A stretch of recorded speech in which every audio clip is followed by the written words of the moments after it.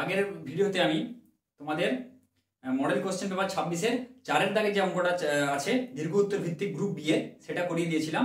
তো আজকে model question paper 26-এর গ্রুপ বি এর 5-এর দাগের যে অঙ্কগুলো রয়েছে সেখান থেকে শুরু করছি, স্থানাঙ্ক জ্যামিতি সেকশনের দীর্ঘ উত্তর ভিত্তিক।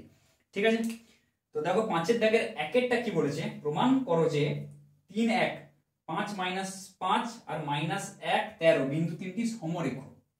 ঠিক আছে, এখানে দেখো তিনটা বিন্দু দেওয়া রয়েছে। এখানে কি কি তিনটা বিন্দু দিয়ে দেওয়া রয়েছে? 3 1 প্রমাণ করতে বলছে 3 1। আচ্ছা, আরেকটা বিন্দু এখানে দিয়ে দেওয়া আছে 5 - 5 5 আর -5। আরেকটা বিন্দু দিয়ে দেওয়া রয়েছে -1 আর 13। ঠিক আছে, এই ধরো একটা বিন্দু -1 আর 13। এই বিন্দু তিনটে সমরেখ। সমরেখ মানে কি? একই সরল রেখার উপর অবস্থিত। এটা আমাদেরকে ফার্স্টে প্রমাণ করতে বলেছে। তারপর কি বলেছে সেকেন্ড পার্টটা, বিন্দু তিনটি যে সরল রেখার উপর অবস্থিত তার সমীকরণ নির্ণয় করো। এই বিন্দু তিনটা যে সরল রেখার উপর অবস্থিত এই সরল রেখাটার সমীকরণ বের করতে হবে। তাহলে আগে আমরা সমরেখ প্রমাণ করব। ধরে নিচ্ছি এটা এ, এটা বি বিন্দু আর এটা হচ্ছে সি বিন্দু। তাহলে আমরা যদি প্রবণতাটা সমান করে দিতে পারি, এর যা প্রবণতা সমরেখ হলে কি হবে, এই সেকশনের যে প্রবণতা এই সরল রেখাংশের এবি আর বিসি সরল রেখাংশের প্রবণতা একই হবে, তাই তো? দুটোই এক্স অক্ষের ধনাত্মক দিকের সাথে সেম কোণ করবে আর এসির প্রবণতাও সেম হবে। তাহলে আমরা তিনটে প্রবণতাকে বের করে দেখি তিনটে প্রবণতা সমান আসছে নাকি। তাহলে আমরা বলতে পারবো যে এই বিন্দু তিনটে সমরেখ, অর্থাৎ একই সরল রেখার উপর অবস্থিত। তাহলে 5-এর দাগের এটা 1, মডেল কোশ্চেন পেপার 26। তাহলে আমরা এম এফ ই ধরো এই প্রবণতাটা কি করে বের করবো দেখো, সেই একটাকে ধরে নাও x1 y1 আর একটাকে ধরে নাও x2 y2। তাহলে আমরা প্রবণতার সংজ্ঞায় কি জানি, y2 - y1 by x2 - x1 বা y1 - y2 by x1 - x2। যেটা করতে পারো, কিন্তু মনে রাখবে উপরে যেন y টা থাকে। ব্যাস, সরল রেখার যে কোনো সমীকরণ বা যে কোনো সূত্রে উপরে দেখবে সাধারণত y থাকে। ঠিক আছে, উপরে, কারণ আমরা সব tan নিয়ে কাজ করি। tan থিটার tan টানি মানে সবসময় লম্বটা আগে হয়। ঠিক আছে, সে পাশটা x অক্ষের যে সাথে যে থিটা কোণ উৎপন্ন করে সেটার সাপেক্ষে আমরা ট্যানজেন্টটা নিচ্ছি, সেজন্য সবসময় ওই লম্বটা আগে থাকে। লম্ব মানে তোমার ওই y কোঅর্ডিনেটের যে স্থানাঙ্কগুলো সেগুলো কিন্তু উপরে হয়, সেই জন্য সবসময় মনে রাখবে জেনারেলি y টা উপরে থাকবে। তাহলে y1 - y2 by x1 - x2। তাহলে এটা করে দাও y1 - y2। আচ্ছা, আগে লিখে নাও তাহলে সুবিধা হবে। y1 - y2 by x1 - x2। এটা লিখবে না, এটা আমি জাস্ট তোমাদের বোঝানোর জন্য করলাম। এখানে এবার করো y1 এর মান কত? 1। এখানে -y2 মাইনাস, এটা মাইনাসটা দিতেই হবে কিন্তু 1 মাইনাস y2 এর মান কত? y2 এর মান -5। অনেকে কিন্তু এখানে ভুল করে দাও, সেই একই। বাই x1 এর মান হচ্ছে 3 মাইনাস, এই মাইনাসটা দিতেই হবে। x2 এর মান কত? x2 এর মান হচ্ছে 5, তাই তো? তাহলে এখানে হয়ে গেল 5। তাহলে এবারে করো 1 + 5 মানে 6 আর নিচে 3 - 5 মানে কত হচ্ছে? -2। তাহলে হবে -3। কেটে দাও, তাই তো? 2 3 6। তাহলে -3 হচ্ছে প্রবণতা। এবার আমরা এম বি সি এইটা চেক করে দিই। বিসিটা কত হবে? y1 - y2। এই ক্ষেত্রে কিন্তু চেঞ্জ হয়ে যাবে। এই ক্ষেত্রে ধরে নাও এটা x1 y1, এটা x2 y2, এইভাবে ধরে নাও। তাহলে কি হবে? y1 - y2 মানে -5 - 13 -5 - 13 বাই নিচে হবে কত? নিচে হবে 5 মাইনাস অফ -1। ঠিক আছে, হয়ে গেল। তাহলে -14 14 15 16 17 18 -18 বাই 5 + 1 এখানে 6। ব্যাপারটা বোঝা গেল? 5 মাইনাস, এখানে -1 তো মাইনাসটা কিন্তু মাঝে অবশ্যই দেবে, দিয়ে দেখবে যে x1 এর মান কোনটা x2 এর মান কোনটা। ব্যাপারটা বোঝা গেল? এখানে কিন্তু 5 - 1 করে দেবেন। তাহলে 6 3 18, এটা হয়ে যাচ্ছে -3। তাহলে M A B B C same বেরিয়ে গেল। এবার এম এ সি টা চেক করে নেওয়া যাক। ঠিক আছে, এই দুটো প্রবণতা যদি একই হয় এম এ সি এর প্রবণতাও জেনারেলি একই আসবে। তাহলে চেক করে নাও এম এ সি টা কি হবে। এবারে এইটাকে x1 y1 দিয়ে দাও, এটাকে x1 y1 আর এটাকে x2 y2 যেমন আছে। তাহলে 1 - 13 y1 - y2 by x1 - x2 মানে 3 মাইনাস অফ -1 x2। ঠিক আছে, হয়ে গেল। 1 - 13 মানে -12 আর এখানে 3 1 4। তাহলে হয়ে গেল 4 3 12 -3। দেখো তিনটের প্রবণতা সমান -3 -3 -3। তাহলে তিনটে প্রবণতা সমান চলে এলো। এম এ বি সমান এম বি সি সমান এম এ সি। অতএব আমরা বলতে পারি এ বি সি বিন্দু তিনটি, অর্থাৎ বিন্দু তিনটি একই সরল রেখার উপর অবস্থিত এবং অতএব এটি এই বিন্দু তিনটি সমরেখ। ব্যাপারটা বোঝা গেল? এবার সেকেন্ড পার্টটা কি বলেছে দেখো, সরলরেখার সমীকরণ বের করতে বলেছে। সরলরেখার সমীকরণ বের করার জন্য আমাদেরকে কি কি জানা দরকার? হয় দুটো বিন্দু, যে কোনো দুটো বিন্দু, অথবা একটা বিন্দু এবং একটা প্রবণতা। এই জানলেই এগুলো এনাফ। তাহলে প্রবণতা কত সরলরেখার? -3। তাহলে m সমান আমরা লিখে দিচ্ছি সরলরেখার -3। আর একটা বিন্দু, যে কোনো একটা বিন্দু ধরে নাও 3 আর 1, তাই তো? তাহলে x1 ধরে নিচ্ছি আমি, x1 সমান 3 আর y1 সমান হচ্ছে 1। বোঝা গেল? 3 আর 1 ধরে নিলাম, ব্যাপারটা বোঝা গেল, x1 y1। এইবারে সরলরেখার সমীকরণ, অতএব সমীকরণ কি হবে? y y1, তাই তো, বাই x x1 সমান m, তাই তো? সরল বা y y1 সমান m into x x1, এই সমীকরণটা হয় সরলরেখার যে সমীকরণটা। তাহলে y yটা y থাকবে, মাইনাস y1 এর মান হচ্ছে 1 বাই x x1 এর মান হচ্ছে 3 সমান -3 প্রবণতা।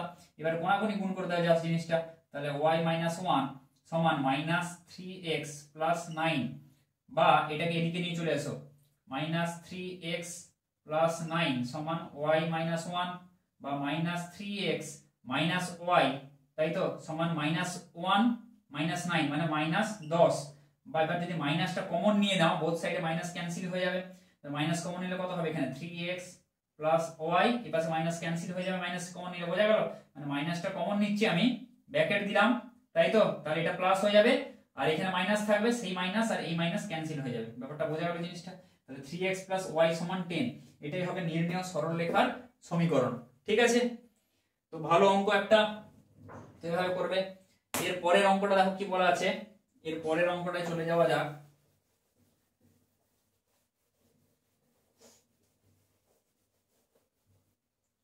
এর পরের অঙ্কে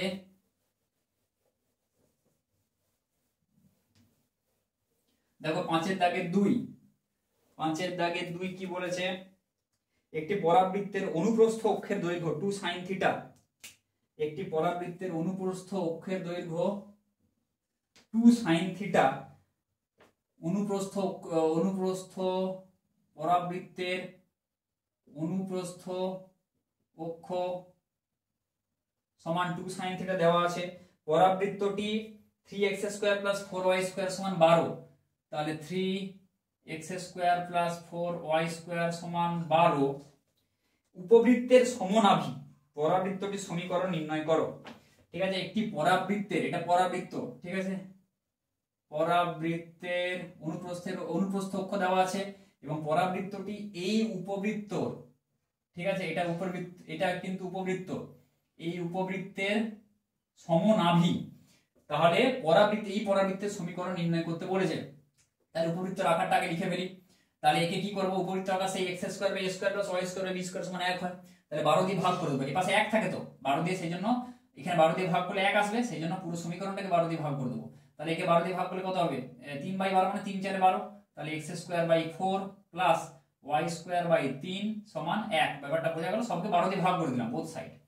এবার দেখো এখানে বলো এই সমীকরণটা কার আকারে আছে? x² / a² + y² / b² সমান 1, এই আকারে আছে এই উপবৃত্তের, তাই তো? তাহলে a² সমান এখানে কত বের হচ্ছে? a² সমান 4, b² সমান 3। ব্যাপারটা বোঝা গেল? তাহলে a সমান এখানে কত হচ্ছে? 2, আর b সমান এখানে হচ্ছে √3 পেয়ে গেলাম। এবারে কি বলছে? পরাবৃত্তটি এই উপবৃত্তের সমনাভি। তাহলে এই উপবৃত্তের আকারটা কিরকম হয়? এরকম যে উপবৃত্তের আকার হয়, এরকম হয় উপবৃত্ত। তাহলে এই যে নাভি, এর সমনাভি মানে একই নাভি, নাভিটা সেম। তাহলে এর নাভির সমীকরণ বের, নাভিটা কি হয়? নাভি স্থানাঙ্ক ± ae, 0 হয়, তাই তো? উপবৃত্তের নাভি স্থানাঙ্ক এই আকারে। তাহলে আগে নাভিটা বের করতে হলে আমাদের এ তো জানি, ইটা বের করতে হবে, উৎকেন্দ্রতা। তাহলে উৎকেন্দ্রতা বের করে ফেলো, ই সমান √1 + b² / a²। তাহলে 1 + b² এর মান হচ্ছে 3, a² এর মান 4, তাই তো? তাহলে এই উপবৃত্ত তো এটা মাইনাস হয়, তাই তো? উপবৃত্তের ক্ষেত্রে উৎকেন্দ্রতা 1 এর থেকে ছোট হয়। তাহলে 1 - 3 এর 4 মানে কত? 1 এর 4, √1 এর 4 মানে 1 এর 2।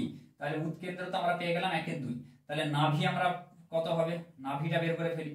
নাভি সমান কত হবে? ± ae, 0, এর মান হচ্ছে 2 ইনটু এর মান 1 এর 2, তাই তো, 0 সমান ±2 দিয়ে কেটে দাও, 1, 0। বোঝা গেল? তাহলে প্লাস মাইনাস 1,0 এটা হচ্ছে উপবৃত্তের নাভির স্থানাঙ্ক। ব্যাপারটা বোঝা গেল? প্লাস মাইনাস এখানে এটা দাও একদম 1,0, এটা হচ্ছে উপবৃত্তের নাভির স্থানাঙ্ক। তাহলে নাভিটা আমরা পেয়ে গেলাম, বোঝা গেল? এবারে এর এই পরাবৃত্ত যেটা এই উপবৃত্তের সমনাভি, তাহলে এই পরাবৃত্তের নাভির স্থানাঙ্ক যা এই উপবৃত্তের নাভির স্থানাঙ্ক তা। তাহলে পরাবৃত্তের অনুপ্রস্থ অক্ষ মানে এই যে পরাবৃত্তের ধরনা এইটা পরাবৃত্ত হয়, তাই তো? তাহলে অনুপ্রস্থ অক্ষ মানে এই যে এইটা বলা আছে 2 sin θ। তাহলে এটা কত হয় 2a, তাই তো? তাহলে এইটা হয় 2b। তাহলে টোটাল অনুপ্রস্থের অক্ষের দৈর্ঘ্য মানে 2a সমান 2 sin θ লিখতে পারি। তাহলে 2 2 যদি কেটে দিই তাহলে a সমান কত হচ্ছে এখানে sin θ। বোঝা গেল? তাহলে এবার আমরা কি করব দেখো, এখানে এর নাভি স্থানাঙ্কটা কত হয় ae, 0, তাই তো? ae, 0 নাভি স্থানাঙ্কটা। তাহলে নাভি দুটোকে আমরা সমান করব জাস্ট। তাহলে ae এর মানটা এখান থেকে আমরা বের করার চেষ্টা করি, উৎকেন্দ্রতা ae, 0। তাহলে ae, 0 হয়। তাহলে এর মান কত sin θ। তাহলে e sin θ, এখানে এই যে নাভিটা এই এর মান কত এখানে 1, তাই তো?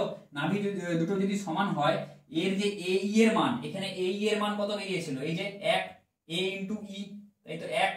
তাহলে e sin θ এখানে a এর মান কত sin θ বসালাম, তাই তো? মানে sin θ এর জায়গায় sin θ বসালাম ইনটু e। তাহলে এটা সমান কত e sin θ, 0, এটা হচ্ছে নাভিটা। তাহলে e sin θ এটা সমান 1, বোঝা গেল? তাহলে এখান থেকে আমরা বলতে পারি e সমান 1/sin θ, এটা বলতে পারি, তাই তো? এবার দেখো পরাবৃত্তের ক্ষেত্রে কি হয়, পরাবৃত্তের ক্ষেত্রে e সমান কি হয় √1 + b²/a²। তাহলে e স্কয়ার সমান 1 + b²/a²। তাহলে এটাকে যদি লসাগু করো a² + b²/a², e স্কয়ার সমান, তাহলে কোণাকুণি গুণ করলে e² a² সমান a² + b²। এবার e স্কয়ার, এখানে e স্কয়ারের মান কত, e স্কয়ার সমান 1/sin² θ। আচ্ছা, আর a স্কয়ারের মান কত, a স্কয়ার সমান sin² θ। এবার এখানে মানটা বসাও, e স্কয়ারের মান হচ্ছে 1/sin² θ ইনটু a স্কয়ারের মান sin² θ, বোঝা গেল? সমান এখানে a স্কয়ারের মান কত sin² θ প্লাস b²। এবার এটা কেটে দাও, তাহলে কত হচ্ছে এখানে 1। তাহলে sin² θ প্লাস b² সমান 1, এখানে লিখছি আবার sin² θ প্লাস b² সমান 1 বা b² সমান 1 মাইনাস sin² θ, এটা মানে কত cos² θ। তাহলে b² সমান আমি পেয়ে গেলাম cos² θ, a² সমান sin² θ। এবারে পরাবৃত্তের সমীকরণ কি হয় আমরা জানি x²/a²। অতএব পরাবৃত্তের সমীকরণ কি হয় x²/a² মাইনাস y²/b² সমান 1। তাহলে x² আমরা লিখতে পারি a², a² এর মান sin² θ। তাহলে sin² θ মাইনাস y²/b², b² মান cos² θ, cos² θ সমান 1। তাহলে এটাই হবে নির্ণেয় পরাবৃত্তের সমীকরণ, sin² θ মাইনাস y² cos² θ সমান 1, বোঝা গেল? তাহলে এটাই হবে নির্ণেয় পরাবৃত্তের সমীকরণ। তো এইভাবে অঙ্কের ভালো একটা অঙ্ক, এই অঙ্কটা দেখে রাখো। এইভাবে অঙ্ক যা আছে যেটা বলা আছে আগে লিখবে, লিখে তারপরে অঙ্কগুলো করবে। তারপরে 3 দাগের অঙ্কটা চলে আসা যাক। বৃত্তের অঙ্ক আছে একটা, ঠিক আছে? এটাও ভালো অঙ্ক। তাহলে অঙ্কগুলো দেখো, দেখে ভালো করে প্র্যাকটিস করো, ঠিক আছে? যে জায়গাটা অসুবিধা হচ্ছে, আটকে যাচ্ছে, সেই জায়গাটা কি করবে আবার দেখে নাও, অল্প করে দেখে আবার সেই জায়গাটা না দেখে করতে থাকো। এইভাবে কিন্তু করতে হবে, করতে প্র্যাকটিস করতে তবেই আস্তে আস্তে হবে। কেননা তোমাদের এবারে করতে হবে খাতায়, আর ওএমআর শিটে আর অপশন দেওয়ার কোনো নেই, সেটা আবার আছে তোমাদের পরের সেমে 12 এ যখন ফার্স্ট সেম উঠবে তখন। এবার দেখো 5 দাগের দাগেরটা কত 3, 5 দাগের 3 একটা, 5 দাগের 3 একটা কি বলেছে, একটি বৃত্ত x অক্ষ ও y অক্ষ থেকে যথাক্রমে 2a একক এবং 2b একক দৈর্ঘ্য বিশিষ্ট ছেদিতাংশ খণ্ডিত করে। কি বলা আছে, একটি বৃত্ত x অক্ষ এবং y অক্ষ থেকে যথাক্রমে, বৃত্তটা যদি আঁকি আমরা, ঠিক আছে, এটা ধরো x অক্ষ, এটা ধরো y অক্ষ, একটি বৃত্ত x অক্ষ এবং y অক্ষ থেকে যথাক্রমে 2a একক এবং 2b একক দৈর্ঘ্য বিশিষ্ট ছেদিতাংশ খণ্ডিত করে বৃত্তটির কেন্দ্রের সঞ্চারপথের সমীকরণ নির্ণয় করো। ধরে নিচ্ছি এইটা একটা এরকম বৃত্তটা ধরো এরকম রয়েছে, তাহলে এই বৃত্তটা কি বলছে, x অক্ষ এবং y অক্ষ থেকে যথাক্রমে 2a, মানে এই পুরো পোরশনটা হচ্ছে 2a আর এই পুরো পোরশনটা হচ্ছে 2b দৈর্ঘ্য, মানে এই দৈর্ঘ্যটা 2a অংশ, আর এই যে দৈর্ঘ্যটা যেটা ছেদ করছে যতটা সেটা 2b অংশ, ছেদিতাংশ কি করে, খণ্ডিত করে বৃত্তটির এই কেন্দ্রের সঞ্চারপথের সমীকরণ নির্ণয় করতে বলছে। ঠিক আছে, এই কন্ডিশনটা দেওয়া রয়েছে। তাহলে দেখো কি করব, ধরি বৃত্তের কেন্দ্র স্থানাঙ্ক কত হচ্ছে, h কে ধরে নিই, ধরি বৃত্তের সঞ্চারপথে যেহেতু অঙ্ক, ধরি বৃত্তের কেন্দ্র h, k। এবার দেখো আমরা কি জানি, 2√, যে ছেদিতাংশ যেটা হয় 2√, g² - c হয় না, সেই x অক্ষ দ্বারা ছেদিতাংশ যে দৈর্ঘ্যটা খণ্ডিত অংশের যে দৈর্ঘ্য বৃত্তের ক্ষেত্রে 2√, g² - c হয়, তাই তো, সমান 2a। আর 2y অক্ষ দ্বারা 2√, f² - c সমান কত, 2b। বোঝা গেল, এখানে 2 2 কেটে দাও। এবার দেখো g² - c, তাহলে এখানে যদি আমরা 2 2 কেটে উভয় পক্ষে বর্গ করি তাহলে কি হবে, g² - c স্কয়ারটা উঠে যাবে, সমান a², এর পাশে 2 2 কেটে যদি উভয় পক্ষে বর্গ করে দিই f² - c সমান b² হয়ে গেল।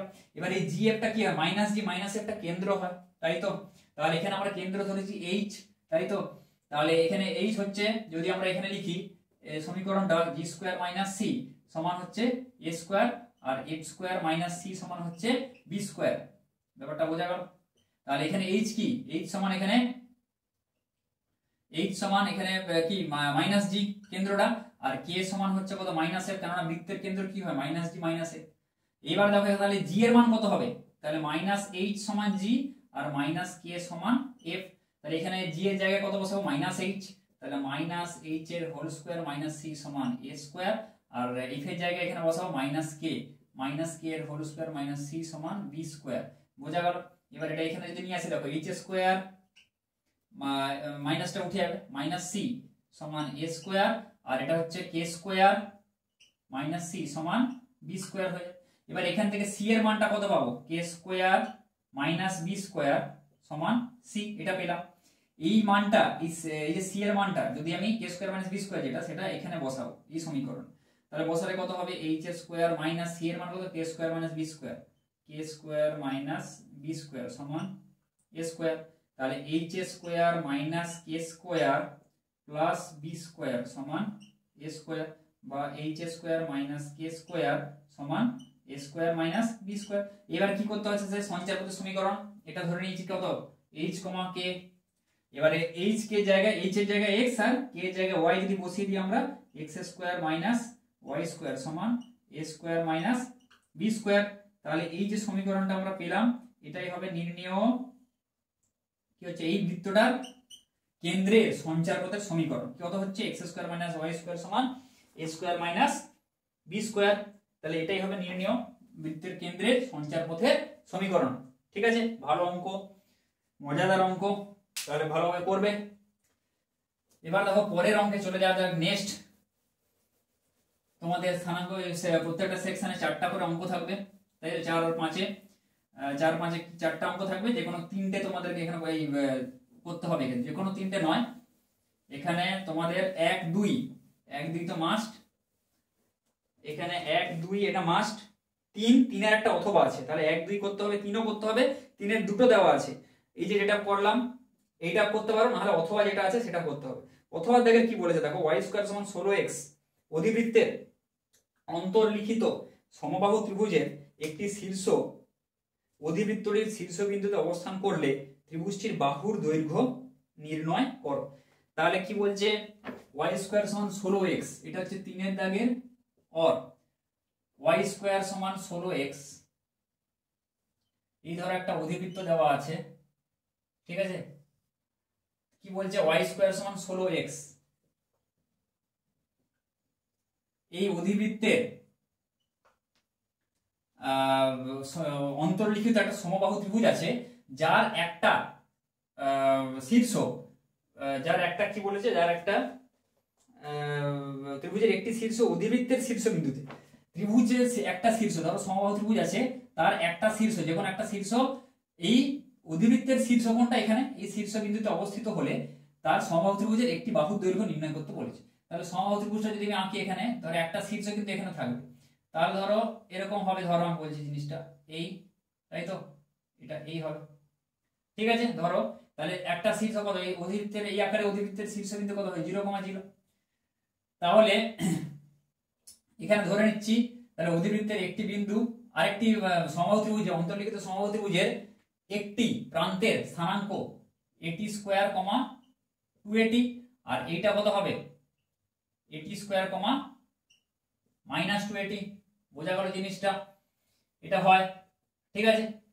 এবার দেখো জিনিসটা কি বললাম, এটি স্কয়ার, এখান থেকে এর মানগুলো বের করে ফেলো। তাহলে ওয়াই স্কয়ার সমান 4x, মানে 4 × 4 × x, আর এর মান কত হচ্ছে এখানে, a সমান এখানে 4 হচ্ছে, তাহলে এখানে a এর মান এখানে 4, তাহলে 40 স্কয়ার কমা 80 এখানে লিখে দিতে পারি। তাহলে এর জায়গায় আমি এখানে লিখে দিচ্ছি 40 স্কয়ার কমা এখানে 4 বসাও, 4 দুগুণে 80, ব্যাপারটা বোঝা গেল 80। আর এখানেও এর জায়গায় কত 4 বসাবো, 40 স্কয়ার একদম বসিয়ে দিচ্ছি 40 স্কয়ার, আর এখানে 4 বসাও, 4 দুগুণে 80, ঠিক আছে, -80 হয়ে গেল। এবার দেখো কি করব, টি এর মানটা বের করতে হবে, তবে আমরা দুটো মানে যে কোনো একটা বাহু, মানে প্রত্যেকটা বাহু তো সমান, আর প্রত্যেকটা কোণ কি হয় 60 ডিগ্রি হয় সমবাহু ত্রিভুজ, তাহলে এটাও 60 ডিগ্রি, বোঝা গেল।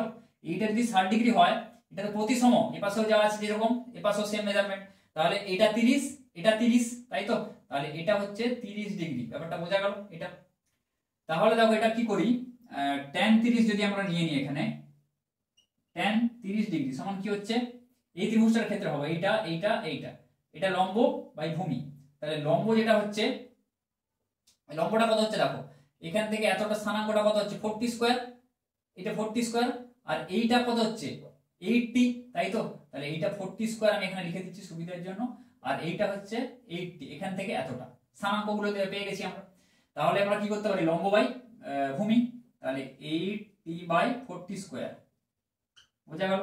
তাহলে 1/√3 tan 30 মান, তাহলে কাটো 4 দুগুণে 8, আর এখানে একটা t, তাহলে কত হবে 2/t, তাহলে t সমান কত বের যাচ্ছে 2√3, পেয়ে গেলাম t এর মানটা। এবার t এর মানটা যদি পেয়ে যাই, তাহলে এই বাহুর দৈর্ঘ্যটা আমরা পেয়ে যাব, এই দুটো বাহুর দৈর্ঘ্য। তাহলে আমরা কত পাবো দেখো, এটা 80, এইটা এখান থেকে এতটা যদি 80 হয়, এখান থেকে এতটা কত হবে 80 হবে, তাই তো, তাহলে টোটাল বাহুর দৈর্ঘ্য, অতএব সমবাহু ত্রিভুজের একটি বাহুর দৈর্ঘ্য, মানে যে কোনো একটি, সবগুলো বাহুর দৈর্ঘ্য তো সমান, একটি বাহুর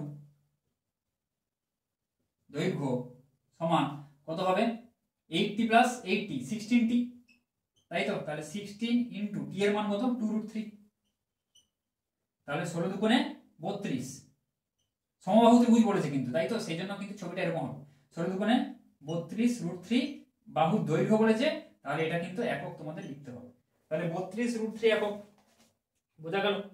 তাহলে সমবাহু ত্রিভুজের একটি বাহুর দৈর্ঘ্য 32√3 একক বেরিয়ে গেল এটা, ঠিক আছে।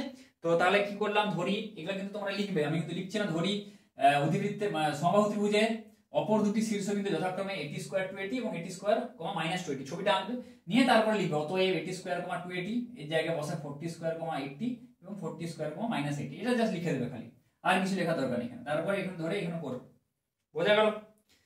তো 5 এর দাগে যতগুলো আছে অঙ্ক করিয়ে দিলাম।